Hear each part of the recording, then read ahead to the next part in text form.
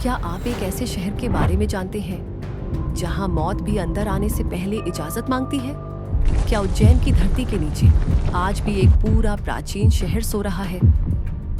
और क्या हाल ही में 20 फीट नीचे मिला विशाल शिवलिंग सिर्फ एक पुरातात्विक खोज नहीं, बल्कि उस रहस्य का दरवाजा है जिसे इतिहास ने सदियों से दबा रखा था?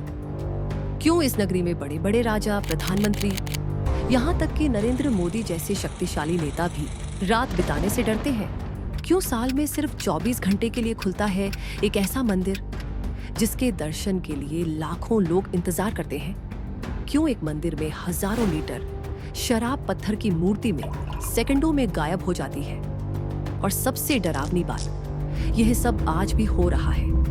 और क्यों एक अंग्रेज अधिकारी जिसने इन रहस्यों को एक ट्रिक साबित करने की कोशिश की, कुछ ही समय बाद रहस्यमय परिस्थितियों में खत्म हो गया? अगर आप भी मानते हैं कि इतिहास की सबसे बड़ी कहानियां किताबों में नहीं, मंदिरों की दीवारों में छुपी होती है, तो यह चैनल आपके लिए है। कमेंट में जरूर लिखिए, जय महाकाल। उज्जैन सिर्फ एक शहर नहीं, यह है महाकाल का अपना क्षेत्र। लेकिन असली रहस्य अभी शुरू होता है। 1 मई 2026 सुबह के ठीक 4 बजे, जब ज्यादातर शहर सो रहा था, महाकाल मंदिर के पास सिंहस्थ कुंभ 2028 की तैयारी चल रही थी। जेसीबी मशीनें जमीन काट रही थी, मिट्टी हटाई जा रही थी, और तभी एक अजीब सी आवाज सुनाई दी। पत्थर से टकराने की एक भारी अलग ध्वनि। काम तुरंत रुक गया, लेकिन ऊपर से कुछ दिखाई नहीं दे रहा था। वह चीज जमीन के बहुत गहरे भीतर थी, लगभग 20 फीट नीचे। साहस करके कुछ मजदूर नीचे उतरे, फिर मिट्टी और पत्थरों के बीच उन्हें क्या दिखा? एक विशाल शिवलिंग, कोई साधारण अवशेष नहीं, एक बड़ा गंभीर शिवलिंग, मानो सदियों से इंतजार कर रहा हो कि कोई उसे फिर देखे। प्रारंभिक अनुमान 1000 से 2100 साल पुराना। कुछ विशेषज्ञ इसे 9वीं से 10वीं शताब्दी यानी परमार वंश के समय का मान रहे हैं। वही परमार राजवंश जहां से राजा भोज जैसे महान शासक निकले। मालवा उस समय सिर्फ एक राज्य नहीं था, वह कला, विज्ञान, ज्योतिष और शिव उपासना का केंद्र था। लेकिन सवाल यह है, अगर यह शिवलिंग इतना बड़ा था, तो यह जमीन के नीचे गया कैसे?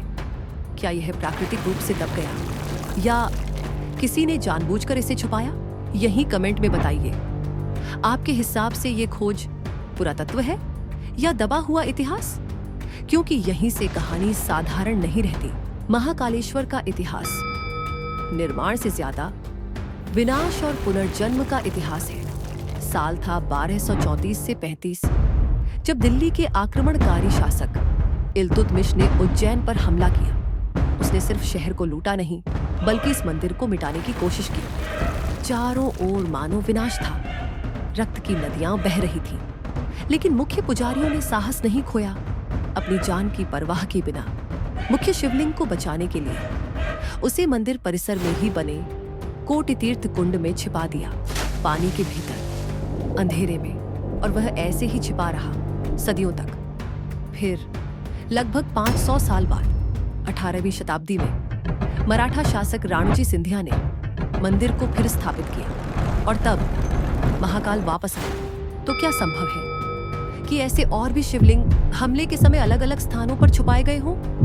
क्या हाल ही में मिला यह शिवलिंग उसी खोए हुए अध्याय का हिस्सा है? लेकिन महाकालेश्वर सिर्फ एक मंदिर नहीं, यह भारत के 12 ज्योतिर्लिंगों में से एक है। और इन 12 में भी सबसे अलग, क्योंकि यह एकमात्र दक्षिण मुखी ज्योतिर्लिंग है।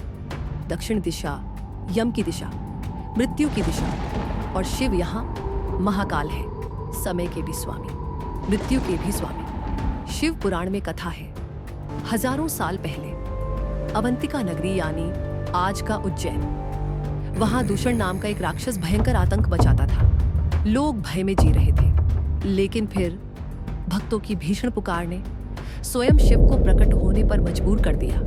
महाकाल रूप में उन्होंने दूषण का अंत किया और यही ज्योतिर्लिंग रूप में स्थापित हुए। लेकिन अगर यह सिर्फ आस्था है, तो फिर विज्ञान यहाँ बार बार अनकंफर्टेबल क्यों हो जाता है? महाकाल मंदिर का गर्भगृह भूमिगत है, नीचे उतरना पड़ता है। बहुत से भक्त कहते हैं वहां एक अलग कंपन महसूस होता है, जैसे एक दबाव, एक भारीपन जिसे शब्दों में समझाया नहीं जा सकता। और वैज्ञानिक क्या कहते हैं? कुछ इसे बंद जगह के वातावरण और मनोवैज्ञानिक प्रभाव का परिणाम मानते हैं। लेकिन सवाल वही, अगर यह सिर्फ मनोविज्ञान है तो इतने लोग एक जैसा अनुभव क्यों बताते हैं? चमत्कार या अदृश्य विज्ञान? आप किस तरफ हैं? और फिर आती है एक बहुत अजीब परंपरा जो दुनिया के किसी और मंदिर में नहीं मिलती। महाकाल की सबसे प्रसिद्ध भस्म आरती। सुबह अंधेरे में राख से आरती। भस्म मतलब मृत्यु, शरीर का अंतिम सत्य। कहा जाता है पहले ताजी चिता की भस्म का उपयोग होता था, आज नियम बदल चुके हैं, लेकिन प्रतीक वही है। यह पूजा नहीं, एक घोषणा है जो इस दुनिया में आया है वह जाएगा। महाकाल के सामने कुछ भी स्थायी नहीं। लेकिन इस पूरे रहस्य का सबसे विचित्र हिस्सा अभी बाकी है। उज्जैन को प्राचीन भारत का टाइम सेंटर कहा जाता था। जैसे आज दुनिया ग्रीनविच को मानती है, वैसे कभी उज्जैन था भारत का प्राइम मेरिडियन। मतलब यहाँ से समय की गणना की जाती थी। प्रसिद्ध खगोल शास्त्री वराह मिहिर, ज्योतिष शास्त्र की महान पुस्तक सूर्य सिद्धांत, जिसे आज ऑक्सफोर्ड जैसी यूनिवर्सिटीज में पढ़ा जाता है। लेकिन इसके कई रहस्य आज भी पूरी तरह समझे नहीं जा सके। यह सब यहीं से जुड़ी थी। क्यों? क्योंकि यह सिर्फ धार्मिक नगर नहीं था, यह ब्रह्मांड को पढ़ने की एक प्रयोगशाला था।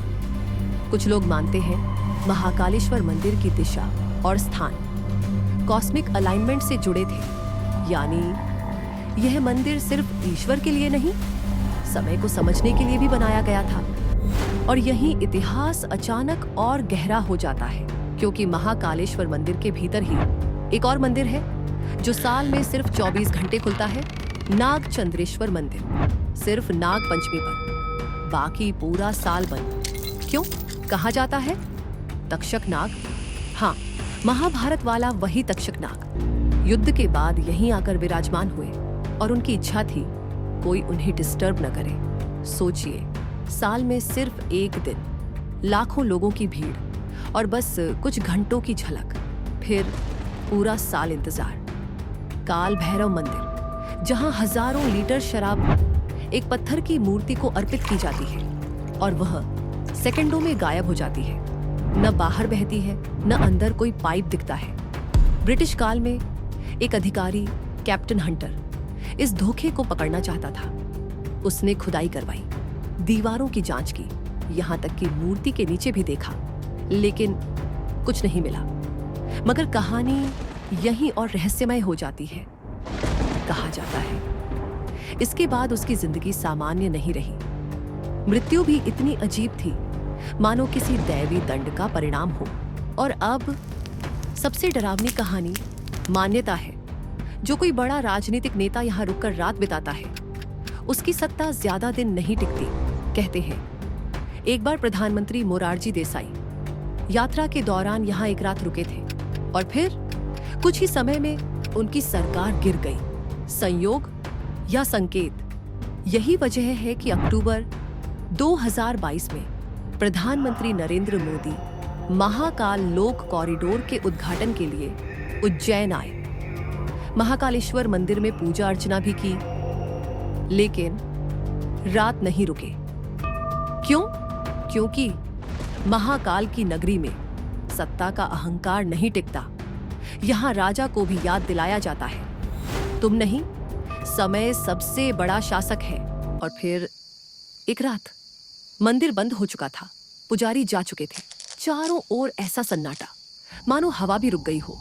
लेकिन सीसीटीवी कैमरे में अचानक कुछ दिखा, धुंधली आकृति, मानो कोई अंदर आरती कर रहा हो। कोई प्रवेश नहीं, कोई इंसान नहीं, फिर भी घंटियों जैसी हलचल। कुछ सेकंड बाद सब गायब, जैसे कुछ था ही नहीं, सिर्फ वही सन्नाटा।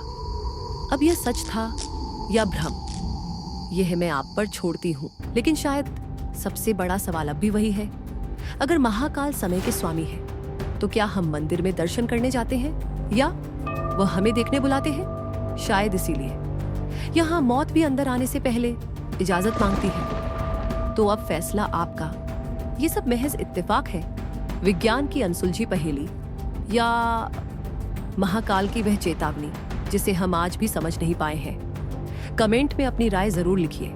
अगर आपको ऐसे प्राचीन रहस्य और हिडन ट्रूथ्स पसंद है तो हमारी सैटरडे सस्पेंस सीरीज जरूर देखें। और अगर प्राचीन ग्रंथों और पुराणों की सोलफुल स्टोरीज पसंद है तो सोलफुल संडे सीरीज मिस मत कीजिए। लाइक, शेयर और सब्सक्राइब करना मत भूलिए। तब तक यह है PV talks, where lost legend speak.